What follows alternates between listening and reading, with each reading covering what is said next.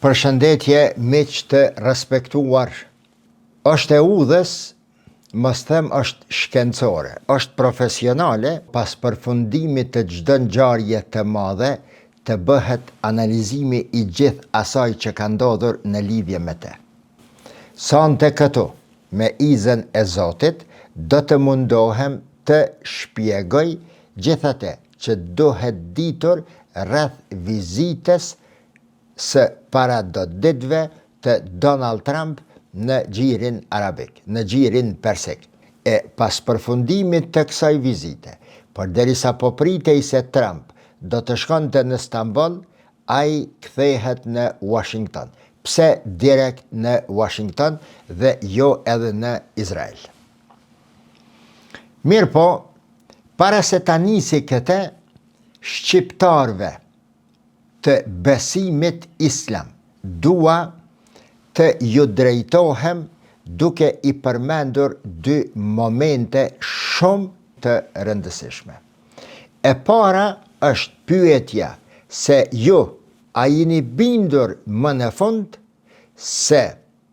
ajo lufta kinse e shenjtë në Afganistan, në Irak, në Siri, nuk paskësh qenë luft vërtet e shenjtë, por paskësh qenë një agent e politikave ndërkombëtare për të arritur deri në ditën e sotshme. A jeni bind apo ende jo? Dhe e dyta,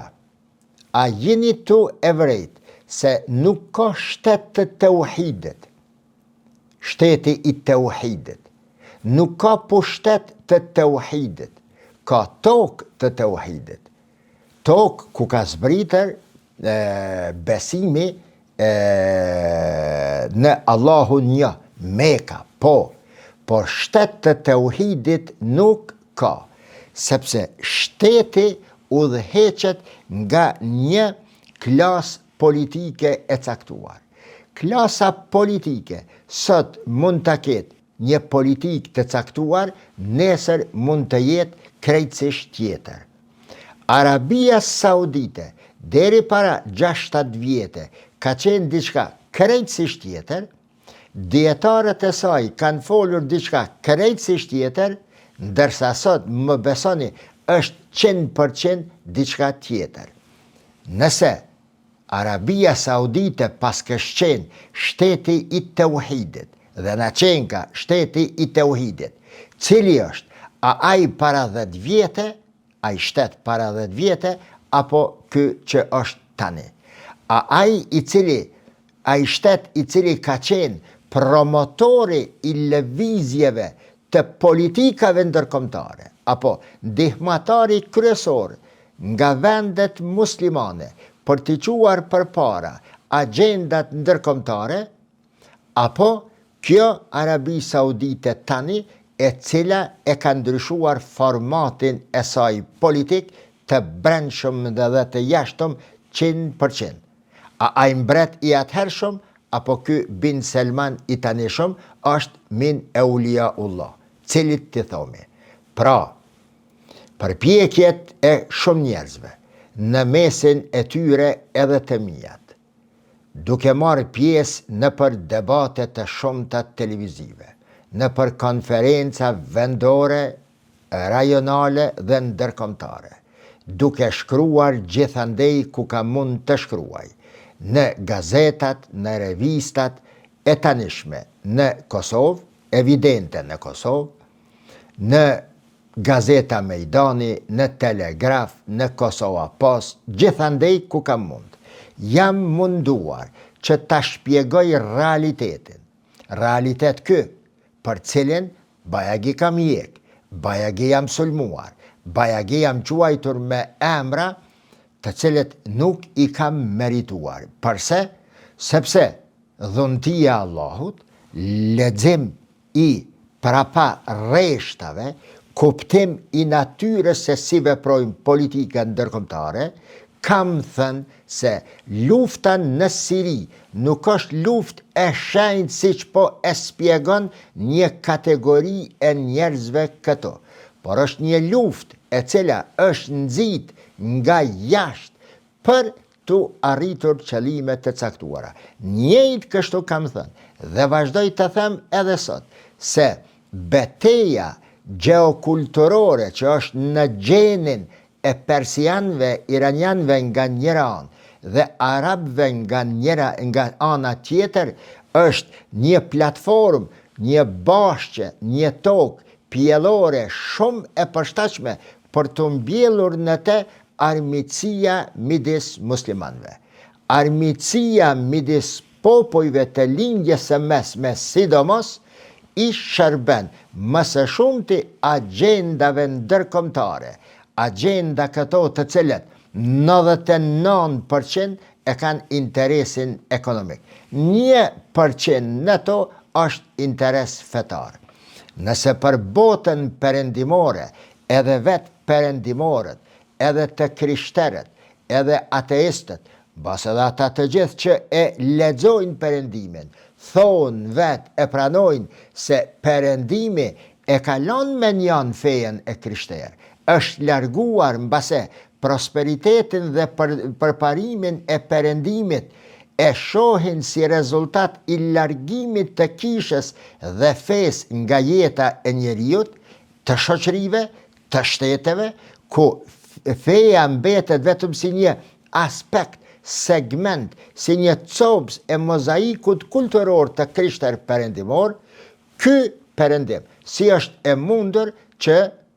të zhvilloj luftë fetare, po flas për perëndimin e tanishëm në lindjen e mesme. Andaj po them se 99% është çështje e interesit ekonomik, nga ndej strategjik, për dominancë kulturore më pastaj dhe vetëm 1% interes fetar. Nuk di, ndoshta ke e tepërt të them 99%, sikur të ishte ajo numëratore, megjithatë unë e shoh kështu. Andaj që nga fillimi, jo vetëm unë, po njerëzit me rezon, njerëzit me arsye, e kam pa se ajo luftë nuk është luftë e shejtë dhe ai shtet nuk është shtet i tauhidit. Vlla, ti livdoje sa dush Egjiptin, Francën, Gjermaninë, Barcelonën, Realin, Dritën, Gjilanin, Ferronikelin, bëno simpatizant i LDK-jes, i PDK-jes, i VV-s. Livdoje, është detyre jotja si militant, si përkras, si mbështetës, por duke e livduar një krah politik, të zamë në Kosovë, të tjerët mos i shpal për tradhtar, por thuaj se ky është më i miri, ose une e shoh se është më i miri, andaj e mbështete.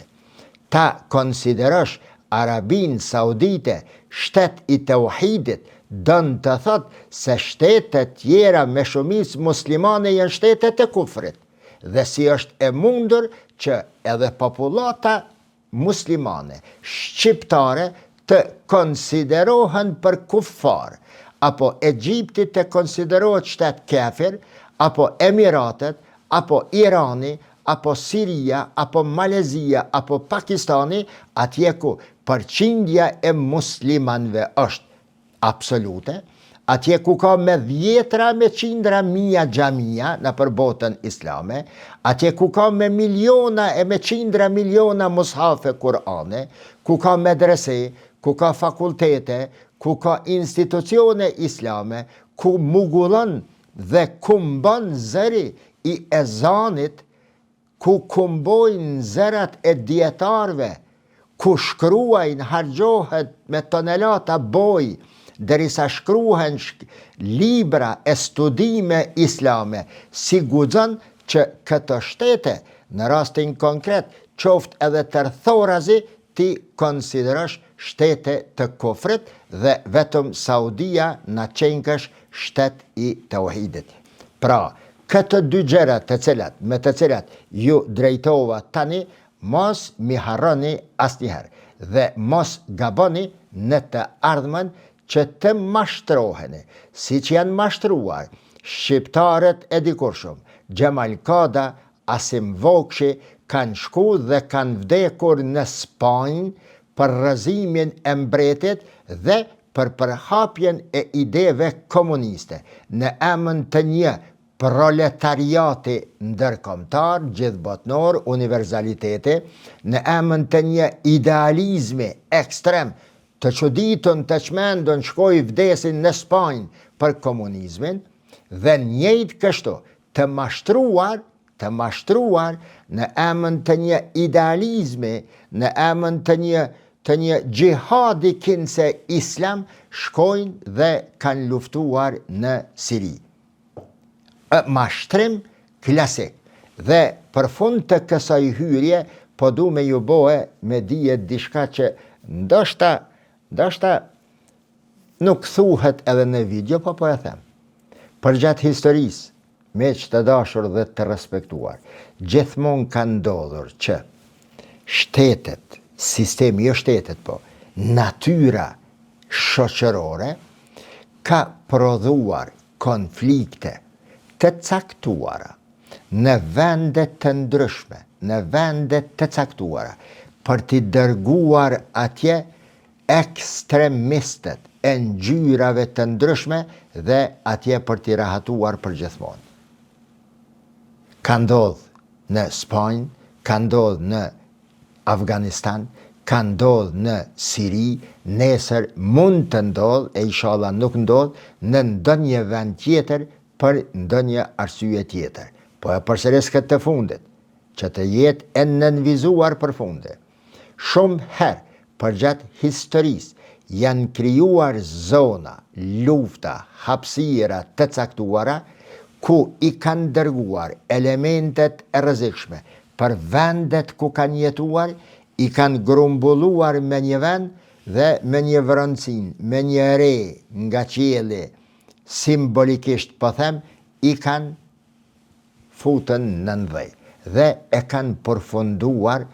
misionin me ta dhe kundër tyne. Më pastaj fillon frym e re, jetë e re në ato vende nga ku kanë shkuar dhe në ato vende ku kanë shkuar. Mbaron misioni i tyre, mbaron përdorimi i tyre si limoni kur shtrydhet dhe më pastaj hudhet andej. Andaj, dëgjimi i fjalës së njerëzve të ditur, dëgjimi i njerëzve të cilët kanë përvojë, të cilët e kanë kuptuar që nga koha, ajetin kuranor, fesiru fil ardh, hecnin në përbot, të cilët hecin në përbot, njerëzit, në përmes leximit të rreshtave, të mesrreshtave, të metarreshtave, dhe ecin në përbot fizikisht, mësojnë, dëgjoni ka njere, së paku konsultoni para se të merrni vendimet e gabueshme, po kthejhem tash në temë, e që mendoj se ishte temë kjo. Gjatë vizitës së presidentit Donald Trump në lindjen e mesme, midis datave 13-16 maj 2025, shtetet e gjirit arabik, Arabia Saudite, Emiratet e Bashkuara Arabe, ku kam jetuar hiç më pak se 10 vite, Katari, të cilën e kam vizituar sikur edhe të parën, Arabin Saudite shumë herë, dolën si lojtar shumë të rëndësishëm dhe kyç në ndryshimin e ri në politikën e jashtme amerikane. Dolën si shtylla ku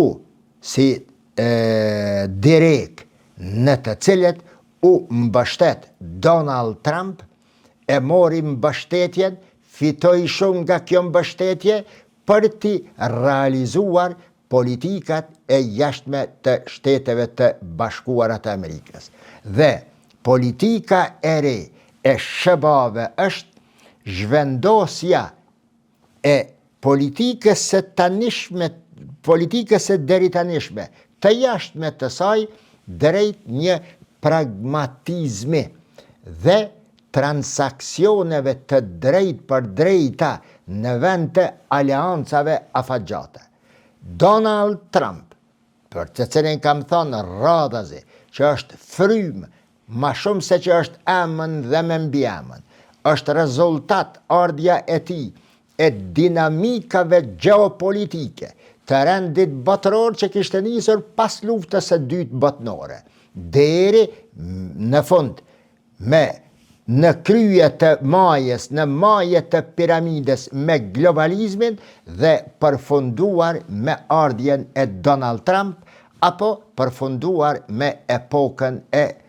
Donald Trump. Epoka e Donald Trump është epokë që nuk merr përbazë më aleancat afatgjata të krijuara më parë për çfarëdo arsye të ndryshme, por i merr përbazë, dhe jo vetëm tani, po kjo do të jetë politika e tanishme, ndoshta edhe për një shekull, për dekada, fryma e re, rendi i ri shoqëror, rendi i ri global, i cili do të përqendrohet mbi një pragmatizëm dhe mbi transakcione të drejt për drejta të interesave. Nisur nga kjo, kam thënë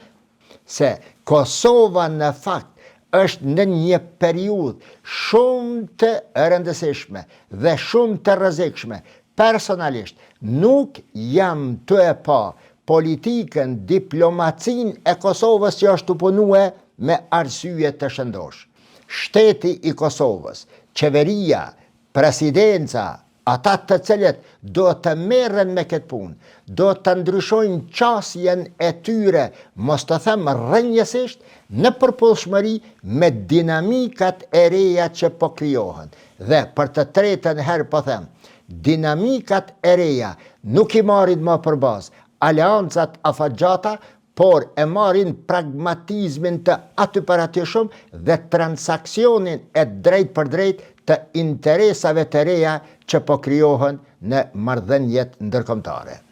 Turneja e Donald Trump, që erdhi midis presioneve të mbrëmshme në SBA mbi administratën Trump, veçanërisht në frontin ekonomik, me inflacionin në rritje dhe me ndryshimin e superstrukturës shoqërore në SBA, si dhe në kohën e presioneve të jashtme nga miqet e dikurshëm të Amerikës, aleatët e Amerikës, të cilët për aq sa po mund të veprojnë, po mundohen që t'i stopojnë politikat e tanishme dhe të ardhshme të Donald Trump. Në këtë kohë,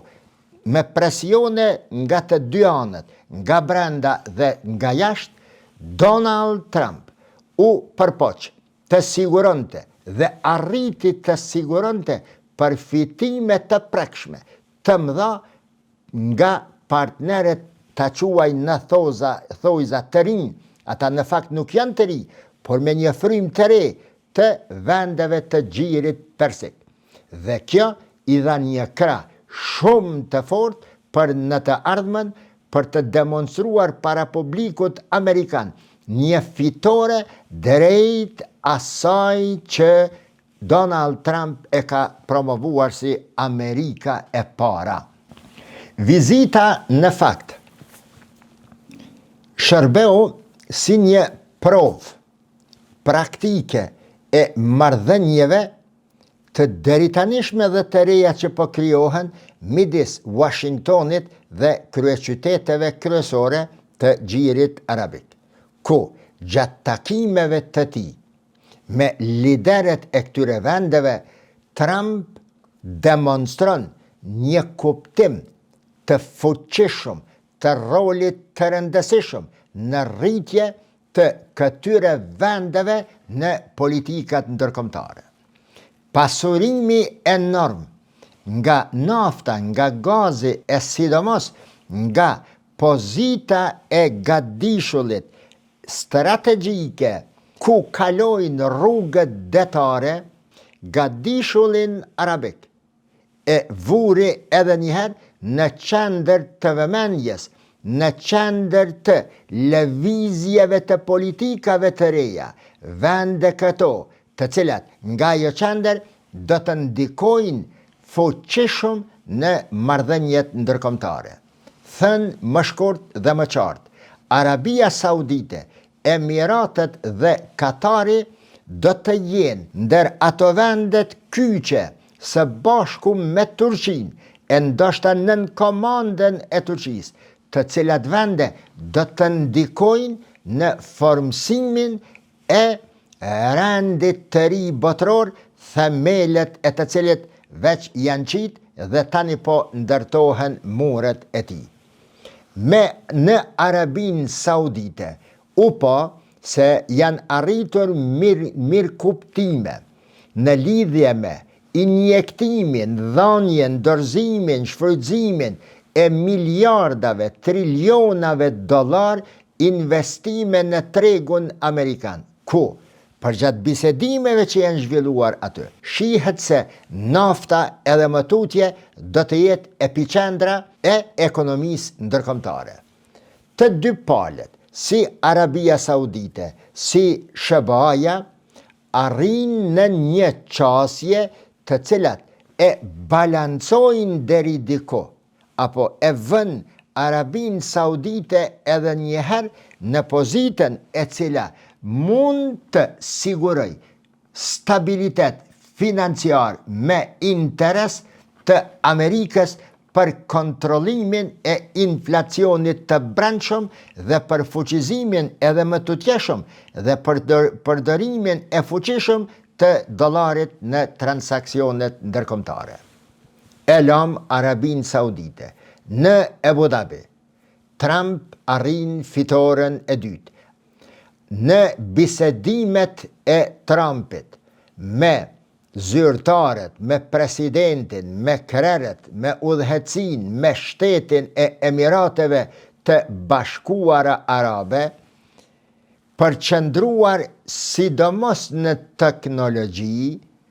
Emiratet e Bashkuara Arabe i kërkojnë SBA-ve lehtësimin e kufizimeve të cilat i ka vë SBA-ja në eksportin e çipave për performancë më të lartë në një botë të re ku po hymi e në të cilën projektet e inteligjencës artificiale po vihen në rendin e parë të rëndësisë. Donald Trump aty për aty e shpreh gatishmërinë për të diskutuar këtë në këmbim të angazhimeve të Emirateve të Bashkuarat Arabe për investime strategjike, pra në sektorin e teknologjisë amerikane dhe për të zvogluar detyrimisht kërkohet varësinë e Emirateve dhe të vendeve të gjirit persik varësinë nga furnizuesit kinez. Mbi Emiratet e Bashkuara Arabe bëhet një presion edhe për marrëveshjen e Abrahamit. Marrëveshje këtë të cilën Emiratet, shteti i parë që e nënshkruan me Izraelin për mbështetje strategjike, për njohjen e Izraelit si një shtet si të gjitha shtetet tjera, në kuptim për njohjen e supremacisë së Izraelit, këtë e kërkon Donald Trump dhe për te i kësaj kërkon nga Emiratet e Bashkuara Arabe që të ndërprejnë bashkëpunimin në triliona dollar me Kinën. Emiratet e lusin, jo e kundërshtojnë, nuk ka këtu me Trumpin e kundërshtojnë, e lusin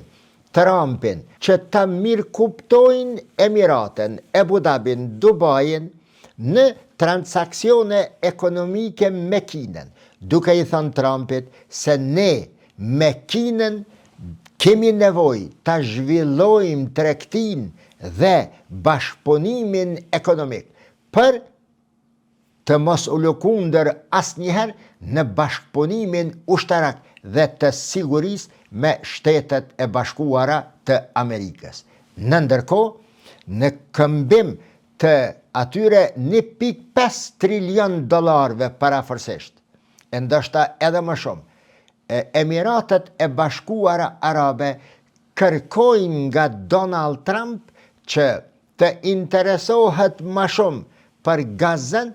dhe që të hjeken sankcionet ekonomike Siris. Si rezultat, i kërkesës së Erdogan dhe i 3 liderve të këtyre 3 shteteve të cilat i viziton, po aty Donald Trump lajmëron se SBA-ja i hjek sankcionet ndaj Siris. Për rezultat, dje gjithashtu edhe Bashkimi Evropian. Nga ana tjetër, çfarë dua të them? Donald Trump, sa ishte në Arabinë Saudite, Iranit i drejtohet me lutjen që të ri i qetë, që t'i ul veshet, që të mos e detyron Amerikën të përdor për të rënuar Iranin dhe efton Iranin në një bashkëpunim me vendet e Gjirit Persik, duke lënë të nënkuptohet se politikat e tanishme të SBA-ve janë përfitime materiale sa mundin të përfitojnë pa e përdorur ndezjen e luftës, sepse sipas administratës së re të Donald Trump, shumë ma mençur është të shesësh armë, pa i fut njerëzit në luftë dhe ti detyrosh këta që në këmbim se ti nuk po i fut në luftë, ata të paguajnë para. Sot në shtëpinë e bardhë, para gazetarëve, Donald Trump nuk thot se i ka marrë 3.2 trilion dollar, por gazetarit të NBC-s, i cili e ngacmon Donald Trumpin me atë pyetjen rreth aeroplanit superjetit që ja dhuron Katari, se çfarë do të bësh me te, Donald Trump, e dëgjova me veshët e mi, tha se ai do t'i mbetet Amerikës dhe se si nuk t'vije turp me mpyt në këtë rast, kur ishte në afër ti edhe presidenti i Afrikës Jugore, të cilën e akuzuan për gjenocid dhe gati se nuk e qiten në pozitën e Zelenskit kohë më parë, Donald Trump i tha gazetarit, në vend se të më pyetësh për fitoren spektakolare të SBA-ve gjatë vizitës sime në SBA që i kam sjell me vete, apo i kam siguruar, jo 3.2, por a i tha me gojën e ti 5.1 trilion dollar, që për herë të parë në 70 vjetët e fundit në SBA, borxhi publik i SBA-ve lëviz për më shumë se 10% prapa. Pra një fitore vërtet spektakolare e Donald Trump atje. Ndërkohë, në Doha, Katari kërkon afirmimin edhe më të fuqishëm të një partneriteti më të besueshëm në rrafshin e sigurisë me SBA-t. Përse? Sepse Katari e di se SBA-t nuk janë të kënaqur me Katarin për shkak se disa lider të palestinezëve një kohë të gjatë kanë jetuar në Katar e që më pastaj i mor Erdoganin në Turqi pas presioneve të vazhdueshme mbi Katarin. E sidomos pasi që Katari pranon që së bashku me Egjiptin, deri diku edhe me Turqinë, e ndonjëherë edhe me Jordanin, të jenë 4 shtetet kryesore të cilave ju jipet nderi dhe mundësia e negociatave midis palestinezëve dhe Izraelit. Katari, duke ndjek këtë nder, e Trumpi, duke ja njohur këtë nder, Donald Trump i jep mundësi Katarit që edhe më tutje të jetë një ndër vendet kyçe që do të ndikoj apo do të diktoj politikat ndërkombëtare në financa. Pra, nuk mjafton sot që të jesh i pasur, o mik i dashur, po i flas edhe Kosovës. Nuk mjafton të thuash se Kosova e ka një pozitë gjeostrategjike, se Kosovën e ka shliru NATO, se Kosovën e ka dasht Biden, se e kemi pas Mick Diogarden. Jo, sot mjafton, mbase është e domosdoshme që të përdorësh trunin, logjikën, arsyen e shëndosh dhe të lëvizësh sipas dinamikave të cilat po i dikton dhe imponon administrata e Donald Trump. Të kthehem te Katari, megjithëse Katari shtet me miliarda dollar, me triliona dollar i gatshëm të ja dhuroj Donald Trump, po e lut Donald Trump. Edhe pas gjithë kësaj dhënje, më lejo posh Zotin që edhe une të kyqëm her pas here në ngjarje dhe ndodhi në marrëveshje që bëhen në arenën ndërkombëtare. Nga ana tjetër, pas asaj që u pa dhurata enorme, u pa se dy janë momentet kryesore që duhet përmendur në lidhje me këtë çështje. E para, si thash në fillim, Donald Trump nuk zbarkoi fare në Tel Aviv, as nuk e thirri në telefon Netanyahu, por i tha zavensit të tij, Zavens Robio, sekretarit të shtetit, që ai të telefonon me Netanyahu dhe t'i shpreh shqetësimin e Trumpit për atë që është duke bërë në Gaza. Izraeli, pikërisht në kohën sa mbrana këtyre 3 ditëve Donald Trump qëndroi atje dhe u tregonte i idhnushëm me Netanyahun, aparatura vrastare e Izraelit i vrau hiç më pak se 500 qytetarë të pafajshëm në Gaza. Dhe tani më, siç e shpjegova dje, ka filluar operacioni absolut i ushtrisë izraelite për të realizuar atë. Kërkoj ndjes që po thirrem ndonjëherë si rrallë, në fjalët e mia, në rreshtat e mi, në konstatimet e mia, në analizat e mia të dikurshme. Pra, erdhi koha tani e realizimit të asaj që kam thënë që në ditët e para të luftës në Gaza, se synimi kryesor dhe përfundimtar kësaj radhe është spastrimi etnik, spastrimi total i Gazës nga palestinezët. Dhe